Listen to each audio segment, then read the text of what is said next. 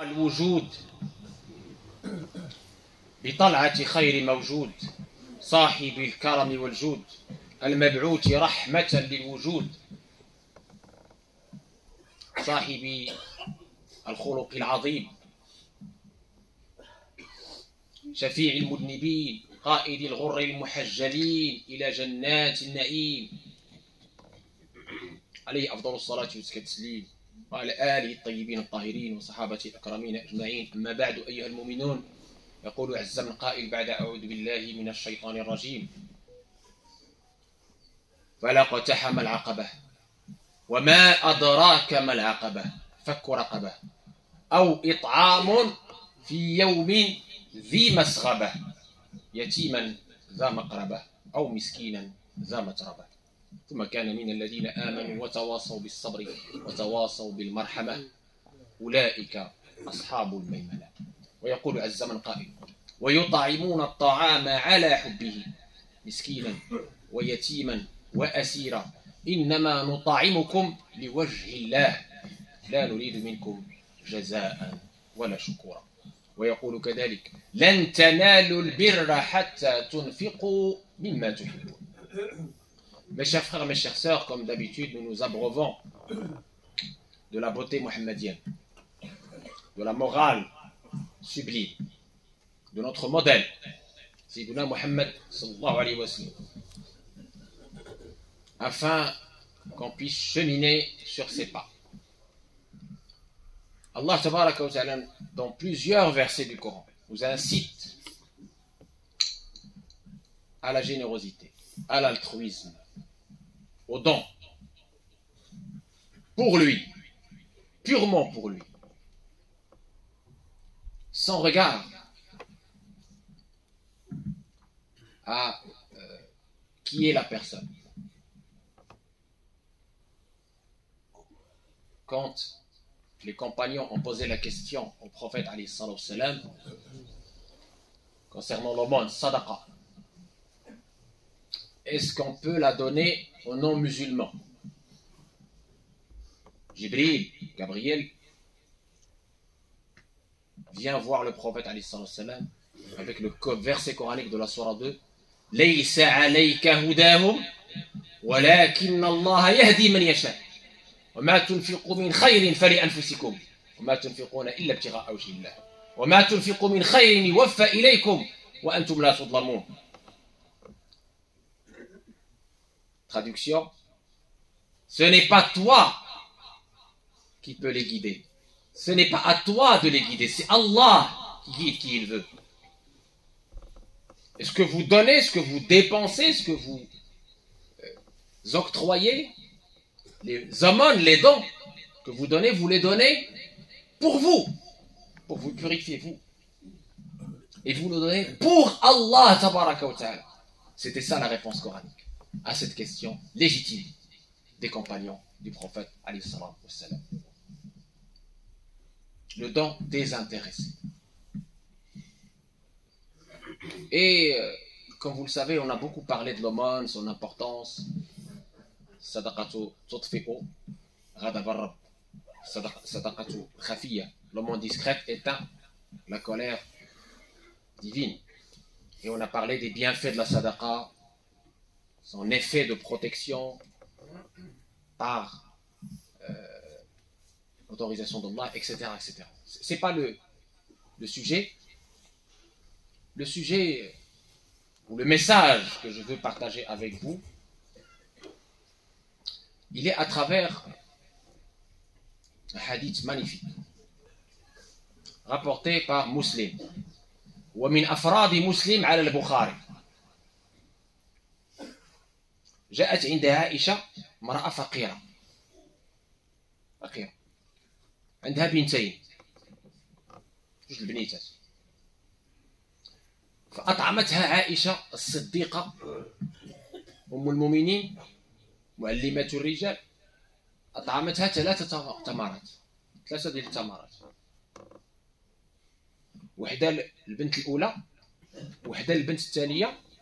أرادت الأم أن ترفع التمرة الثالثة إلى فمها فبكت ابنتيها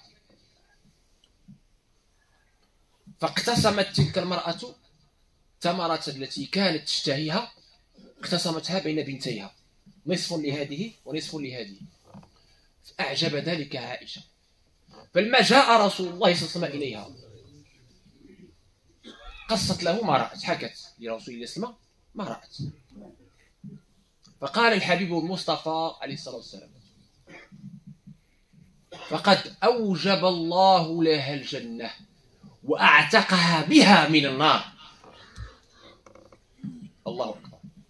فقد أوجب الله لها بها الجنة وأعتقها من النار. وفي حديث عدي بن حاتم مما روي عن رسول الله صلى الله عليه وسلم من صحيح: اتقوا النار ولو بشق تمرة، أي نصف. وفي رواية: فمن لم يجد فبكلمة طيبة.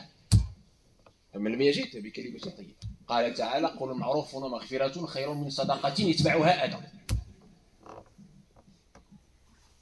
الله غني حليم.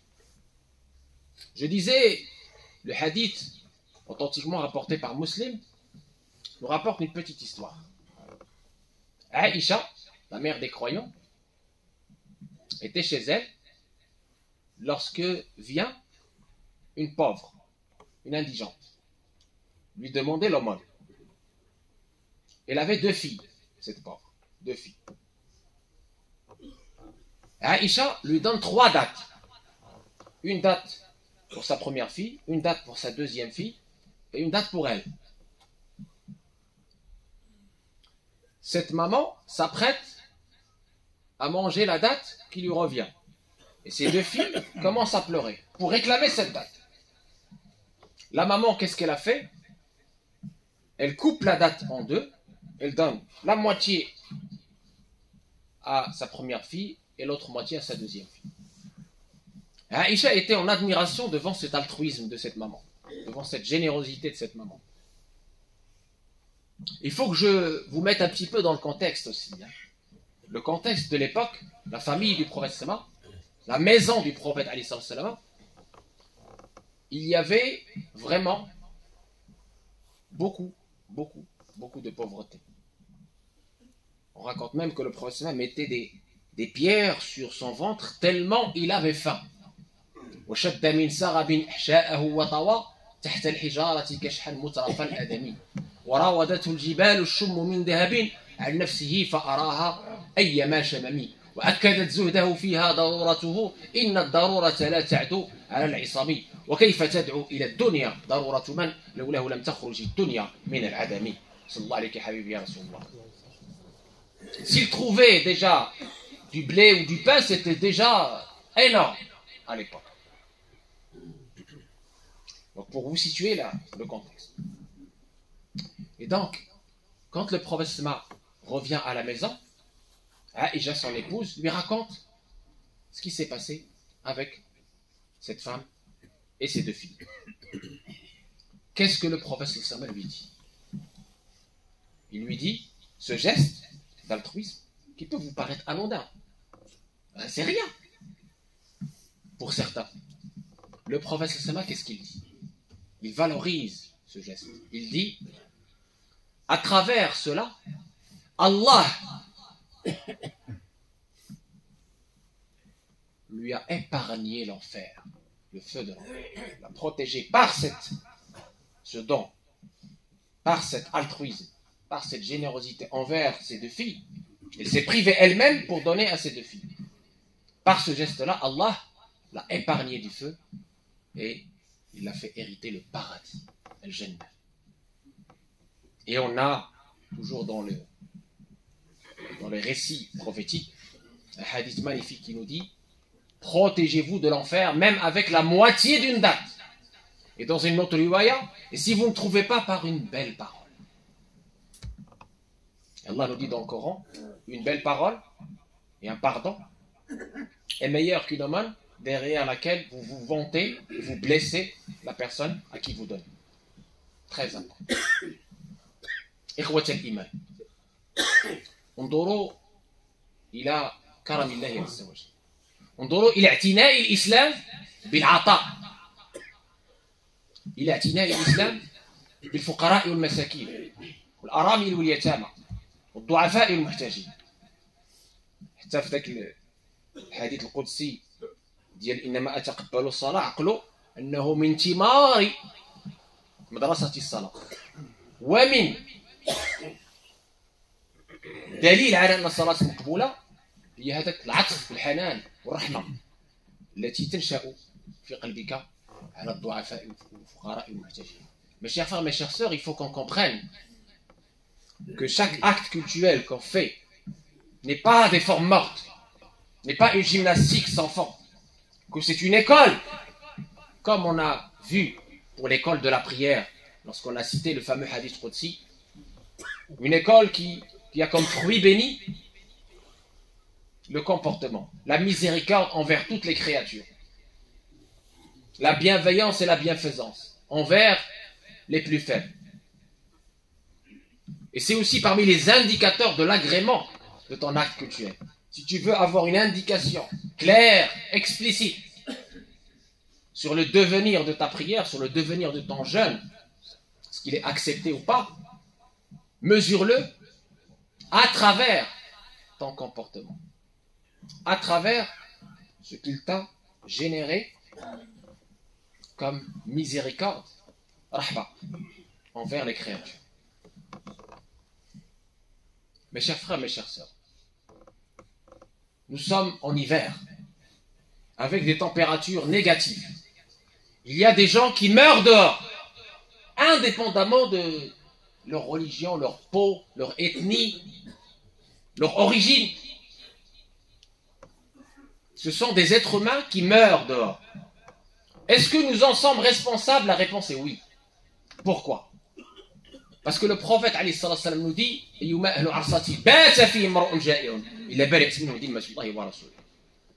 en sommes responsables parce que nous sommes musulmans. Nous avons des valeurs. Nous ne pouvons pas ici faire la prière du vendredi et puis repartir chez nous comme si de rien n'était. Passif, inerte, insensible. Croyant, c'est pas comme ça la croyance. Pas du tout. Écoutez le prophète, qu'est-ce qu'il nous a dit? Si un quartier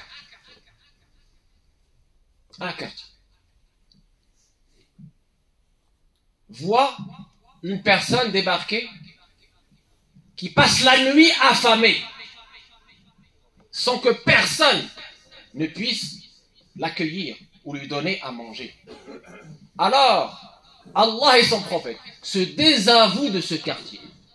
C'est ce qu'on appelle dans l'islam furud al-kifaya, une obligation communautaire. C'est-à-dire si une partie de la Ummah fait ce travail, accueille généreusement cette personne qui a besoin de cet accueil, alhamdulillah, toute la Ummah est sauvée.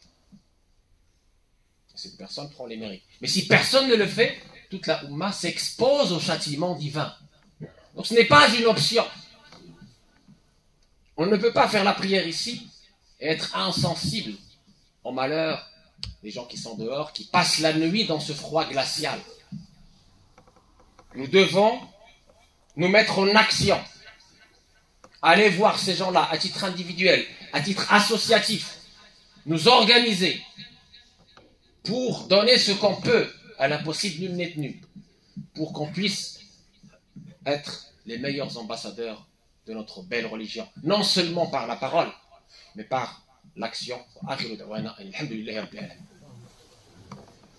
الحمد لله الواحد بلا عدد، الحمد لله رافع السماء بلا عمد، الحمد لله لم يولد ولم يلد، الصلاة والسلام على المبعوث بالرشاد.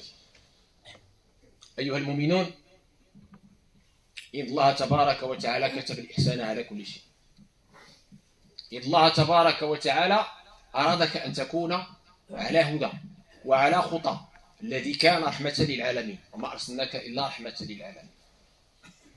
Allah tabaraka wa ta'ala veut qu'on soit sur les pas de celui qui a été la miséricorde envoyée aux univers. Donc nous-mêmes, une miséricorde envers notre prochain, quel que soit ce prochain.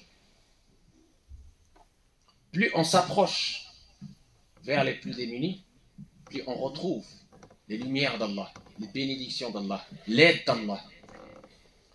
Plus on s'éloigne et on dit ça ne me concerne pas, plus On s'éloigne de cet objectif qui est la miséricorde, pour laquelle nous avons été créés, et qui est le sens de notre mission sur terre. الله ربي لا أريد سواه هل في الوجود حقيقة إلا هو الشمس والبدر من أنوار حكمته والبحر والبر فيض من عطاياه والطير سبحه والوحش مجده والحوت ناجاه والنمل تحت الصخر الصم قدسه والنحل يهتف حمدا في خلاياه والناس يعصونه جهرا فيستره والعبد ينسى وربي ليس ينساه. اللهم يا أرحم الراحمين يا رب العالمين جعلنا دعاة لا قضاة على هدي الحبيب المصطفى عليه الصلاة والسلام. qu'Allah تبارك وتعالى fasse qu'on soit des témoins et non des juges. qu'Allah تبارك وتعالى fasse qu'on soit des témoins et non des juges, des ambassadeurs de la belle parole, du bel agir, des ambassadeurs de Sayyidina Muhammad sallallahu alayhi wa sallam, des ambassadeurs de la beauté, où que nous soyons, et avec tout le monde sans exception. qu'Allah tabaraka wa ta'ala nous soutienne par la pureté de l'intention, par la pureté de l'intention, par la sincérité dans tous nos actes. اللهم يا أرحم الراحمين طهر قلوبنا من الشرك الخفي، من الرياء، من السمعة، اجعل أمالنا خالصة لوجهك الكريم يا أرحم الراحمين، وجعلنا دعاة إليك بالحال قبل المقال بالخلق الحسن أينما حللنا وارتحلنا اللي يطلبوا منا الدعاء. اللهم يا فالق الحب والنوى أعطي لكل عبد ما نوى. اللهم استر عيوبنا، اللهم استر عيوبنا، اللهم اغفر زلاتنا، اللهم استر عوراتنا، اللهم آمن روعاتنا. اللهم يا أرحم الراحمين يا رب العالمين استرنا فوق الأرض وتحت الأرض من الأرض عليك، انطب بنا في مجاز بالمقادير قبل نزولها عند نزولها بعد نزولها. أسألك يا أرحم الراحمين حسن الخاتمة، أن تختم لنا بما ختمت به لأنبيائك وأصفيائك وأوليائك، أن تختم لنا بالحسنى وزيادة. هذا وكثير من الصلاة والتسليم على بكثرة الصلاة والسلام عليه تحط الأوزار وتنال منازل الأبرار وترفع الدرجات وتكفر السيئات وتستجاب الدعوات. إن الله وملائكته يصلون على النبي يا أيها الذين آمنوا صلوا عليه وسلموا تسليما. اللهم صل على سيدنا محمد وعلى آل سيدنا محمد كما صليت على سيدنا إبراهيم وعلى آل سيدنا إبراهيم، وبارك على سيدنا محمد وعلى آل سيدنا محمد كما باركت على سيدنا إبراهيم وعلى آل سيدنا إبراهيم في العالمين إنك حميد مجيد. وقوموا إلى صلاتكم يرحمكم الله.